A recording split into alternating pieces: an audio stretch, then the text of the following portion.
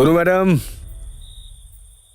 কি দারুণ আপনার এক্স শ্বশুরবাড়ির লোকগুলো। খুব মজা পেলাম। বীরের বাবা, হোয়াট আ পার্সোনালিটি, আর কত ভালোবাসেন আপনাকে। Tanu madam, I had a wonderful evening. ওই মাশরুমের জন্য একটু বাথরুমে যেতে হলো, নয়তো ইট ওয়াজ অ্যান অসম নাইট। আপনি আমার প্রথম বিয়ের ব্যাপারে জানতেন? সেই গ্র্যান্ড পার্টির পরে পুলিশ ইনভেস্টিগেশনে জানতে পেরেছি। ওই যে শেনশার কস্টিউমে যে ছিল, সেই কি আপনার? জশ, মাই ফার্স্ট হাজব্যান্ড, 1 নম্বরের ফ্রড। দেখে তো ওরকমই মনে হতো। আপনার ফ্যামিলি যে কি করে ওর সঙ্গে আপনার বিয়ে দিল। আমার ফ্যামিলির ক্যানাডার স্বপ্ন আমার জীবনে অনেক উথাল পাথাল এনেছে। কিন্তু বীর আর আমার বিয়ের ব্যাপারে আপনি এত কিছু কি করে জানলেন? আমরা তো কখনো কথাও বলিনি এইসব ব্যাপারে। তাহলে? আপনি তো জানেন আমি কতটা স্মার্ট তনু ম্যাডাম। একটু শুনলাম, একটু দেখলাম, আর একটু ভেবে নিলাম, বাকি গল্প নিজেই বুঝে গেলাম। পারফেক্টলি এফেক্ট করলো তো, উইদাউট ডিফেক্ট। স্মার্ট তো আপনি বটেই, তাই তো আমাকে না চিনেও আপনি সবটা সামলে নিলেন। Thank you. সাপোর্ট করার প্রমিস যখন করেছি, পালন তো করতেই হবে, right partner? Right. Tanu madam, আজকের কাজটা তো হয়ে গেল, কিন্তু জোড়া তালি দিয়ে আর চলবে না। আমাদের একে অপরকে চিনতে হবে। You R right. আর সেই জন্য আমাদের একে অপরের সাথে বেশি টাইম স্পেন্ড করতে হবে, রাইট? অ্যাবসলিউটলি। অনেক রাত হয়ে গেল অঙ্গদ, আপনারও বাড়ি যাওয়া উচিত, আর একটু রেস্ট নেওয়া উচিত, আর পেটটাকেও রেস্ট দেওয়া উচিত। Good night. Good night. Tanu madam, জানি না বলা উচিত হচ্ছে কিনা, কিন্তু আর ইউ শিওর আপনি সব কিছু আপনার বোনের জন্যই করছেন? কারণ ওকে দেখে তো মনে হয় না যে ও আপনাকে নিয়ে ভাবে। আপনি তো বলেছিলেন অঙ্গদ যে আমি অন্যদের ব্যাপারে একটু বেশি ভাবি। তাহলে যদি সামনের মানুষটা নিজের লজ্জা, আত্মসম্মান সব ভুলে যায়, তাহলে কি আমাদেরও সেরকমই হওয়া উচিত? না, তাই না? আর আমি সেটাই করি যেটা আমার ঠিক মনে হয়। আপাতত আমার এটাই ঠিক মনে হচ্ছে। তনু মাতার জয়, জয় হোক মা তোমার জয়। Good night. Good night.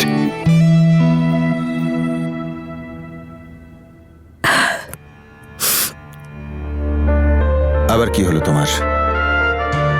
সব তো ঠিকঠাকই চলছে, এঙ্গেজমেন্ট বাড়িতেই হচ্ছে, তাও মনটা খারাপ কেন? তনু এই বাড়ি থেকে চলে যাচ্ছে, তাতেই আমার মনটা খারাপ লাগছে। এটা আমি বুঝতে পারছি। অঙ্গদ ওকে খুবই যত্নে রাখবে, খুব সুখী রাখবে ওকে, কিন্তু ওর কথা মনে তো পড়বে গো। তোমার কি মনে পড়বে না? তোমার কি এখনো মনে হয় যে বীর তনুর বিয়েতে বাধা দেবে?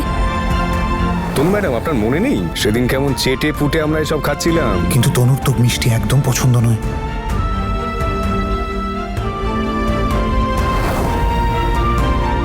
সেটা তো সময়ই বলবে। আশা তো রাখি। তোমার এই আশা করাটা কি ভুল নয়? আমার তো মনে হয় অঙ্গদই তনুর জন্য উপযুক্ত। আমি দেখেছি কত যত্ন করছিল ওকে, কত খেয়াল রাখছিল ওর। আমি জানি, আর এটাও জানি তনু বীরকে কতটা ভালোবাসে। আমাদের সবাইকে খুশি করতে তনু রাজি হয়েছে ঠিকই, কিন্তু অঙ্গদকে ভালোবাসে না। আর বীরের মনেও তনুর জন্য কিছু আছে, ও তনুকে ভালোবাসে। क्या देखना था मगर क्या दिखा, किस्मत में शायद यही था लिखा।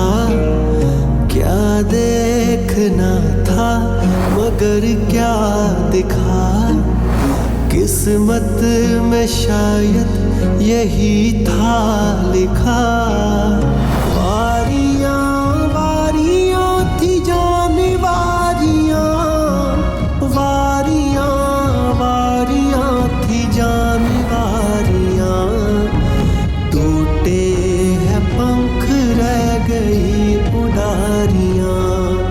তনুর ব্যাপারে ভাবছিস তো?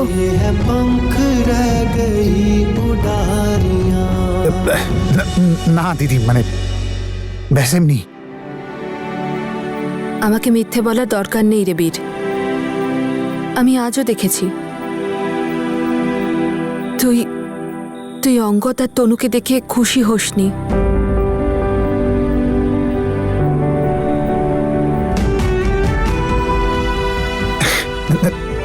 না দিদি, এমন কোনো ব্যাপার না।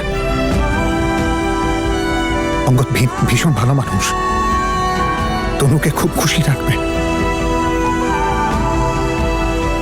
আমি তো তনুর জন্য কিচ্ছু করতে পারিনি, ও তনুর সব স্বপ্ন পূরণ করে দেবে। শুধু তনুও যেন ওর সাথে খুশি থাকে।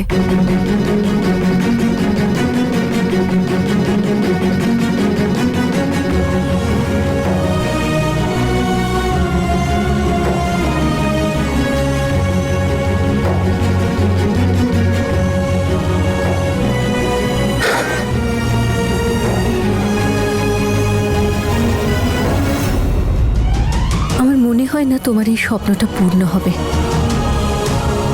বীর জাসমিনকে কখনো ছাড়বে না, আর তুমিও এই মিথ্যে আশা করাটা ছেড়ে দাও।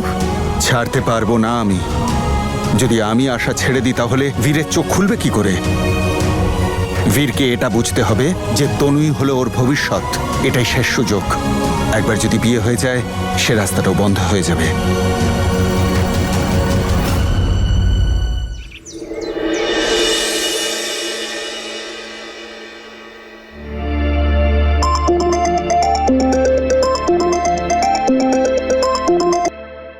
হ্যালো। হ্যালো। হ্যাঁ অঙ্গদ, ওই আজ স্পোর্টস ডে মিটিংটা আছে না, তার জন্যই বেরোচ্ছি। না না, আপনাকে বেরোতে হবে না, আমি আসছি, আপনাকে পিক করব, তারপর একাডেমি বেরিয়ে যাব। আরে না, আপনি কেন চিন্তা করছেন? কেন নিজের কাজ ডিলে করছেন আমার জন্য? ছাড়ুন না, আমি চলে যাব। আরে তনু ম্যাডাম, আপনাকে গন্তব্যে পৌঁছে দেওয়াটাই তো আমার কাজ, তা সে একাডেমিতেই হোক বা তবেই না বাড়ির লোকেরা বলবে, ছেলে দেখো আমাদের মেয়েকে কত ভালোবাসে, কত খেয়াল রাখে। তোমায় সব সময় আমার এভাবেই খেয়াল রাখতে হবে। আচ্ছা, হ্যালো। আরে আমি তো জানতাম যে আপনি আমার মিষ্টি মিষ্টি কথা একেবারে ভুলে যাবেন। আমি এত সুইট না, কি যে বলি। শুনছেন তো নাকি? হ্যাঁ।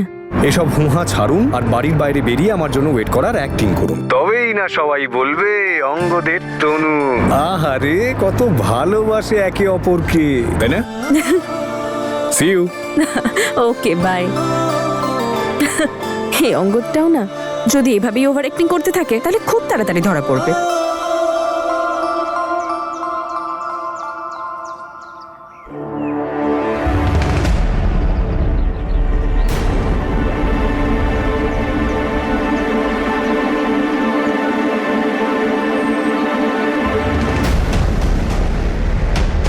কি নতুন ড্রামা শুরু করেছিস?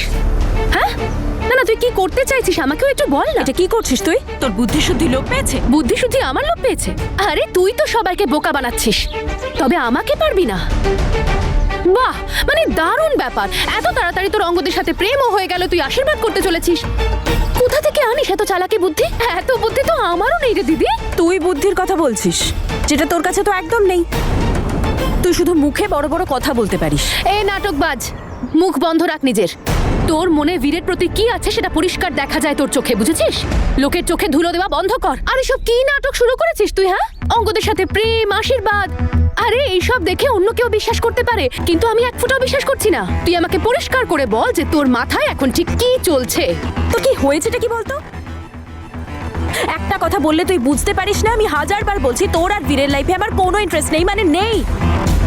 না আমি তোর লাইফে ইন্টারফেয়ার করতে চাই, আর না তুই আমার লাইফে ইন্টারফেয়ার করবি, বুঝতে পেরেছিস? ও, কোথায় পালাচ্ছিস তুই? আর তুই কি বলতে কি চাইছিস? যে আমার তোর লাইফ নিয়ে খুব ইন্টারেস্ট?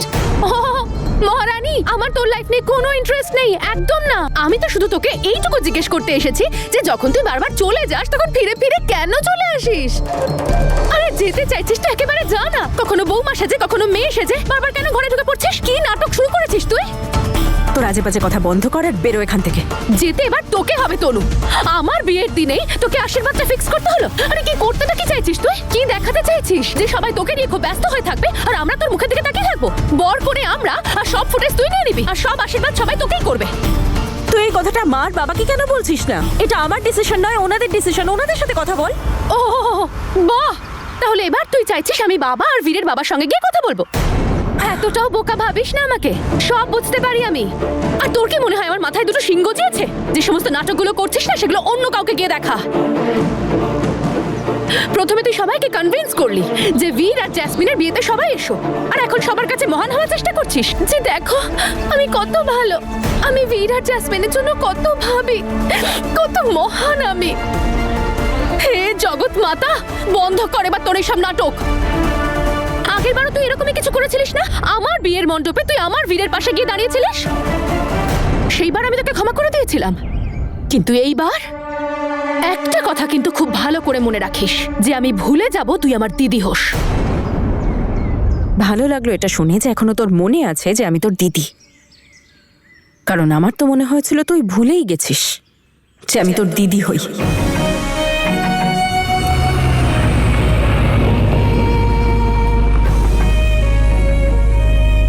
এনিওয়েজ, আমার ফিয়ান্সে আমাকে নিতে এসেছে।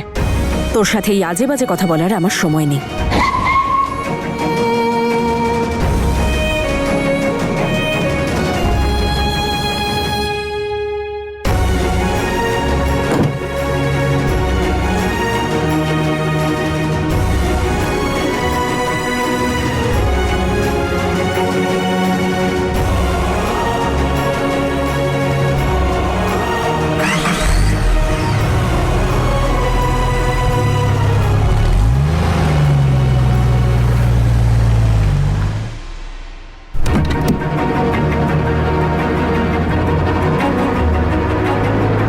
আগেরবারও তুই এরকমই কিছু করেছিলিস না?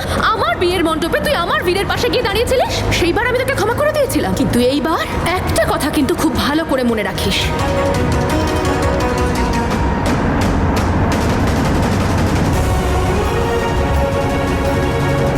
তোর ম্যাডাম গুল্লুকে মনে আছে? আমার মোরগ সকাল সকাল আমাকে বলছে, দাদা এবার আমি যখন রেসটা জিতবো না তখন আমার ডায়মন্ডের রিং চাই। কিন্তু আমি বললাম ওয়াই ডায়মন্ড ব্রাদার? তো বলছে ওর গার্লফ্রেন্ডের নাকি ডায়মন্ড পছন্দ। আরেকটা শোনাচ্ছি, একবার একটা হাতি ছিল। অঙ্গদ, আমরা কিছুক্ষণ চুপ থাকতে পারি কি প্লিজ?